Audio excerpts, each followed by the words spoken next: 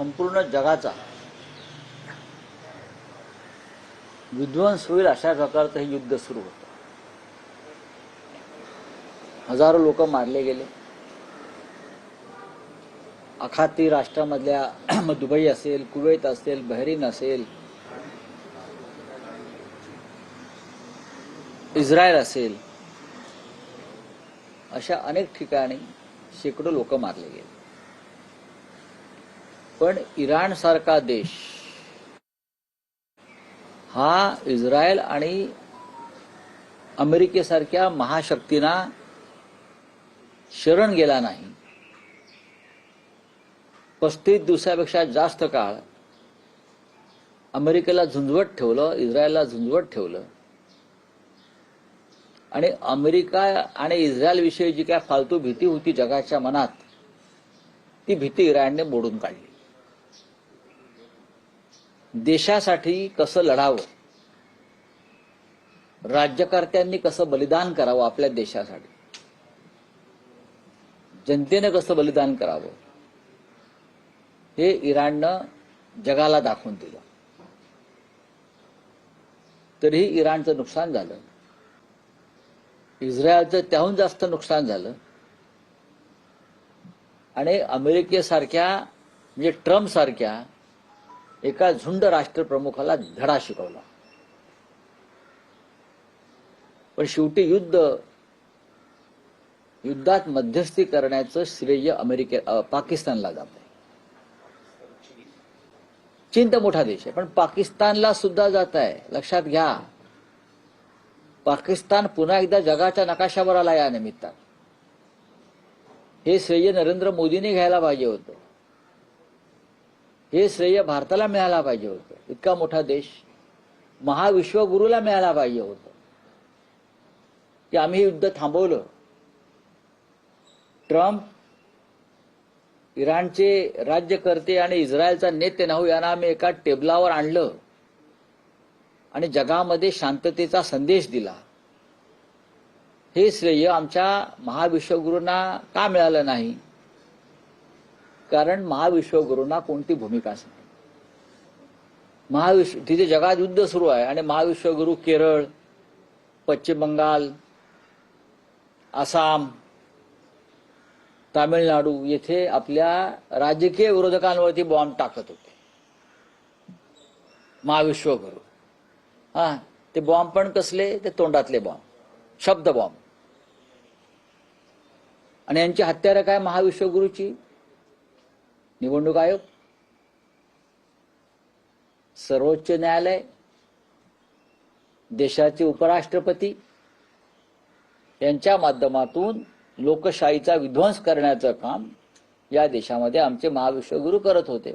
आणि तिकडे जागतिक युद्ध थांबवण्याचं श्रेय हे चीन आणि पाकिस्तानने घेतलंय.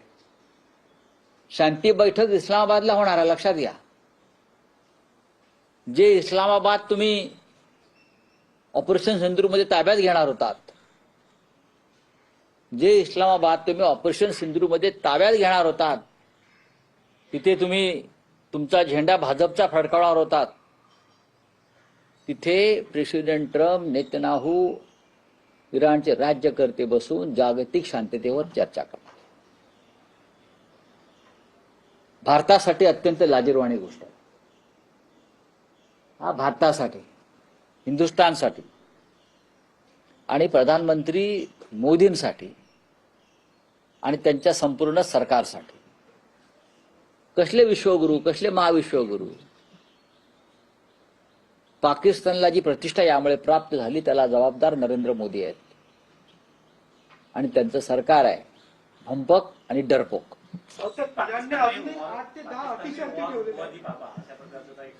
हा म्हणजे खऱ्या अर्थानं रुकवादी पापा. युक्रेन आणि रशियाचं युद्ध सुरूच आहे, वॉर रुकवादीवाले. आणि आता या क्षणी प्रेसिडेंट ट्रम्प जर पाकिस्तानचे आभार मानत असेल तर ही भारताला मारलेली चपराक आहे, मोदींना मारलेली चपराक आहे. प्रेसिडेंट ट्रम्प हे जर पाकिस्तानला थँक्यू म्हणत असतील,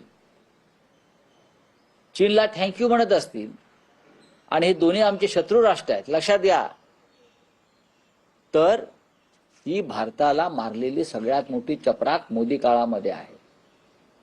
खरं म्हणजे मोदीने आता सत्तेवर राहण्याचा अधिकारच नाही. बोला. नाही, पण रावसाहेब, तुम्हाला असं वाटतं की इराण बाबतीत भूमिका घेतली नाही, युद्धाबाबतीत भूमिका घेतली नाही, हे आपल्याला भोवलं किंवा मोदींना भोवलं?